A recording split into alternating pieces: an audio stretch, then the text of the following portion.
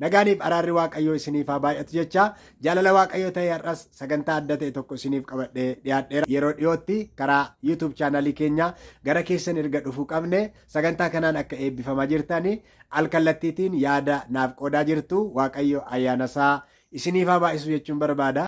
Mee macaafa qulqulluu keenya Wangeela Maatewos boqonnaa 9 lakkoofsa 35 fi hanga 38tti kan jiru wal wajjiniin dubbifanna. Kutaa tajaajila keenya guyyaa har'aa keessatti sagalee Waaqayyoo isiniin dubbisaa akkas jedha.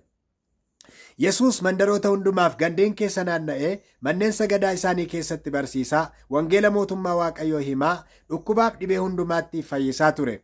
Inni namoota akka hoolota tiksee hin qabne bututanii gatamanii turan sana yommuu arge isaaniif oo'e. Yommus bartoota isaatiin midhaan sassaabamu baay'eedha, hojjettoonni sassaaban garuu muraasa. Egaa hojjettoota midhaan sassaaban itti haa yaafatuuf abbaa midhaanichaa kadhadhaa jedha.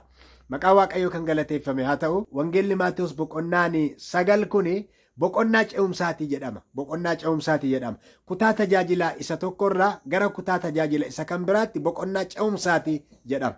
Akkamittiin boqonnaa ce'umsaa jedhama jettanii yommuu gaafattanii gooftaan keenya Yesuus Kiristoos cuuphamee erga bahee booddee hafuura qulqulluu akka inni argate sagalee Waaqayyo lafa kaa'a. Gaafa cuuphamee gooftaa Yesuus harka Yohaannis cuuphaatti laga Yordaanositti yommuu cuuphamu Yesuus hin cuuphame bishaan keessa ture. Hafuurri qulqulluun immoo akka gugeetti dhufee yeroosuma isarra buufate. Dabalataan immoo sagaleen Waaqarraa dubbate, sagaleen abbaa jechaadha. Ilaa kun ilma koo jaallatamaadha, gammachuun koos immoo isatti raawwatama jechuudhaan abbaan ilmi hafuurri qulqulluun Yesuus cuuphamee dibamee bishaan keessatti hafuura qulqulluun dibamee akka ba'e sagaleen Waaqayyoo lafa kaa'a.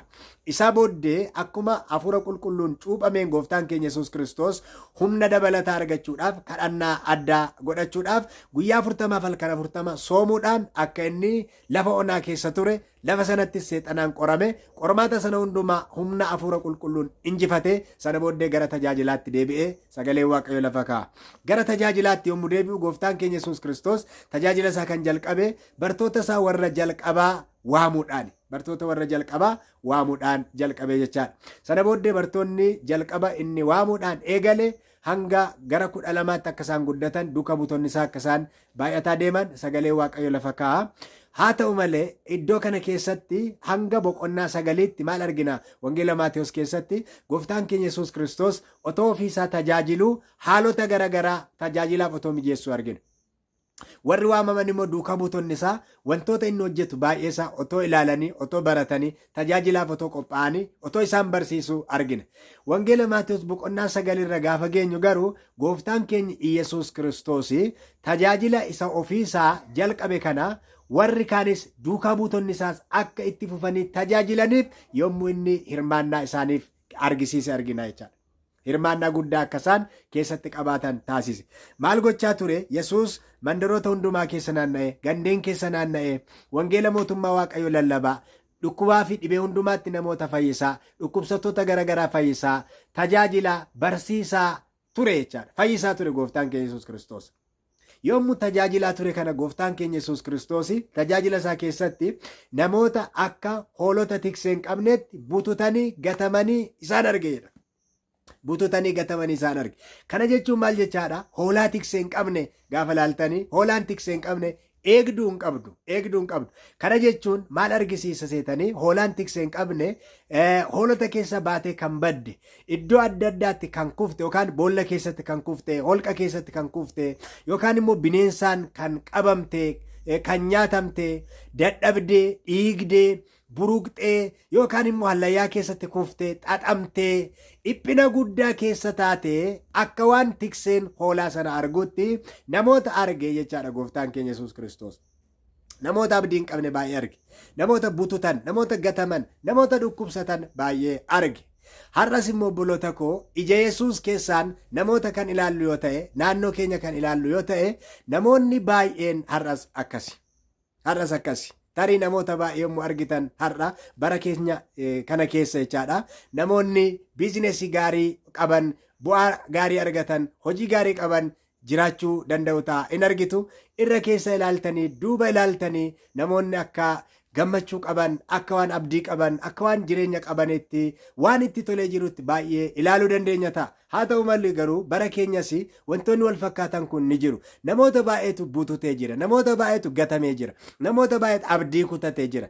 Qabna otoo isaanitti fakkaatu, beekna otoo isaanitti fakkaatu, barumsa qabnaa, qabeenya qabnaa, konkolaataa qabnaa, gamoo adda addaa qabnaa, yookaan immoo aangoo qabnaa, waan baay'ee qabna jedhanii otoo yaadanii namoonni keessi isaanii, jireenyi isaanii, amantiin isaanii, hafuurri isaanii garuu bututee kan jiru namoota baay'eetu jira. Namoota baay'eetu jira. Gooftaan keenya Yesuus Kiristoos egaa bara sana keessa namoota hafuuraan bututan, qaama qofaan miti, hafuuraan namoota bututan, abdii kutannaa keessatti namoota kufan, qormaata adda addaa keessatti namoota kufan, garaagarummaa adda addaa keessatti namoota kufan, namoota hafuuraan karaa adda addaa kufan argaa ture. Isaaniif ilaale garaa laafe, dhukkuba adda addaatiin kan qabaman namoota argee isaaniif garaa laafe, isaan gargaare. Bara keenyas waa wal fakkaataatu jira. Waa wal fakkaataatu jira. Maal jedhe gooftaan keenya Yesuus Kiristoos kana hundumaa erga argee booddee bartoota isaatiin akkas jedhe. Midhaan sassaabamu baay'eedha, hojjettoonni sassaaban garuu muraasa. Kanaaf iyyuu jedhe akka isaan hojii isaa keessatti qooda fudhataniif kutaa hojii, kutaa tajaajilaa yommuu isaaniif kennu argina. Kutaan inni jalqabaa tajaajila keessatti Yesuus isaaniif kenne maali? Kadhannaadha. Akka isaan kadhatan, kadhannaadhaan hojii isaanii akka isaan jalqaban. Maal jedhe? Midhaan sassaabamu baay'eedha, hojjettoonni sassaaban garuu muraasa. Kanaaf iyyuu maal godha jedhe? Abbaan midhaanichaa, kana jechuun Waaqayyo jechaadha, hojjettoota midhaan sassaaban maasichatti haa yaafatuuf abbaa midhaanichaa kadhadhaa jedhe. Galanni guddaan isaaf haa ta'u. Kanarraa barumsa guddaa baranna. Yesuus akka isaan tajaajila keessatti qooda qabaatan isaan taasise. Isaan waame, isaan barsiise, isaan leenjise. Otoo isaan arganii namootaaf kadhate, dhukkubsattoota adda addaa fayyise, hafuurota hamoota baase, warra lamxaan qulleesse, warra du'an kaase, waan baay'ee hojjete, seenaa baay'ee jijjiire gooftaan keenya Yesuus Kiristoos. Sana booddee garuu maal jedhee? Bal'ina hojii sanaa isaanitti argisiise jechaadha. Hojiin sun bal'aa akka ta'e. Yeroo sana naannoo muraasa qofatti Yesuus qaamaan argamee kan hojjetaa ture yommuu ta'u, bara amma keessa jiraannu kana garuu hojiin kun isa yeroo sanaa caalaatti baay'ee bal'ateera. Daangaatiinis bal'ateera, baay'inaanis guddateera, karaa baay'ee guddateera, fedhiin baay'een dabaleera. Namoonni gataman, namoonni bututan, namoonni kufan, namoonni gargaarsa barbaadan, namoonni misraachoo barbaadan, namoonni tajaajila Yesuus tajaajilaa ture sana barbaadan har'a baay'ataniiru. Nam meeqatu abdii kutannaa keessa jira, nam meeqatu dhukkubaan qabamee jira, nam meeqatu tajaajila barbaada, nam meeqatu Waaqayyo, sagalee Waaqayyoo barbaada. Karaa kan biraa immoo barri nuti keessa jirru kun bara itti namoonni sagalee Waaqayyoo irraa fagaatanii dhugaa dubbii Waaqayyoo kana wallaalanii cubbuu keessatti immoo garmalee fagaatanii jiranis argina. Yeroo kana egaa maaltu nu barbaachisa jechaadha? Tajaajilatu nu barbaachisa. Yesuus maal jedhee? Maasichi bal'aadha, hojjettoonni garuu muraasa jedhe. Egaa kiristaanota kan taatanii hundi keessanuu tajaajiltoota ta'uu dandeessu. Warri sagantaa kana dhaggeeffattanii miseensota waldaa ta'uu dandeessu. Amantii kam keessallee kan jiraattanis immoo ta'uu dandeessu. Macaafa qulqulluutti kan amantan namoota akka taatan abdii guddaan qaba jechaadha. Kanaafiyyuu akka dhugaa macaafa qulqulluu kanatti bara kana keessa kan barbaadamu bara maasii bal'aan akkuma kana kutaan hojii bal'aan jiru kana keessatti hanqinni hojjettoota akka jiru sagalee Waaqayyoo dubbata. Kanaaf aniif isinii Waaqayyoon akkamittiin tajaajiluu qabna isa jedhu itti yaaduun baay'ee barbaachisaadha. Yesuus namoota tajaajiluudhaaf hamma namoonni gara isaa dhufanitti isaaniin eegu ture. Gara isaanii dhaqa ture. Gara warra dhukkubsatanii dhaqa ture. Iddoo kufanitti isaan arge, mana isaaniitti isaan arge, gara mana isaanii dhaqaa, gara lafa hojii isaanii dhaqaa, iddoo isaan qurxummii qaban dhaqaa, iddoo isaaniitti hojii hojjetan dhaqaa, iddoo isaaniitti jireenya isaanii gaggeessan dhaqaa. Tajaajilli isaa tokko kana ture gooftaa Yesuus. Namoonni iddoo dhaqan hundumaatti dhaqee achitti argamee isaan tajaajilu ture hojiin isaa jechaadha.